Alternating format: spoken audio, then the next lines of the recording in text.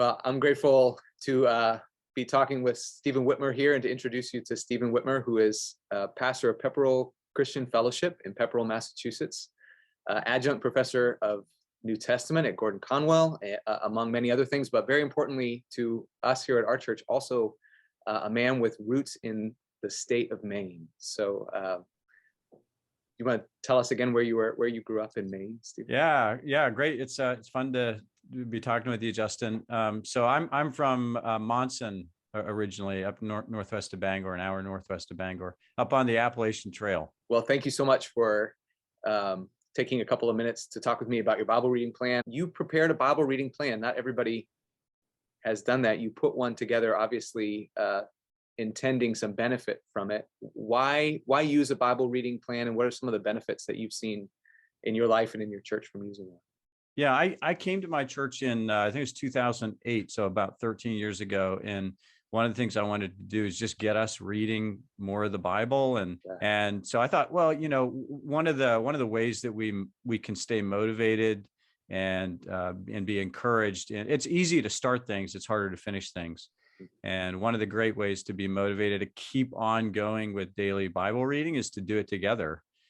Just like if you want to be a runner, it's good to have a running buddy or a running group or a cycling group. It's great to do things together. And I think that's the biggest advantage of a Bible reading plan. I mean, it's also an advantage if you're kind of a list person, if you like to kind of project out, break a big task down into doable components. I think a Bible reading plan can be helpful for that kind of personality too. But for me, I think that the biggest motivation was to say, let's do it all together because it's more fun that way.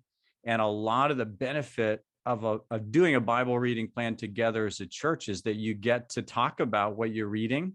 If you're, unclear about what you've read, maybe there are a few other people who are unclear, maybe a few people with answers who could help you out. And just so much fruit from doing it together. Conversations, before church and after church and in small groups, and people saying, wasn't that a crazy passage? Wasn't that an amazing thing?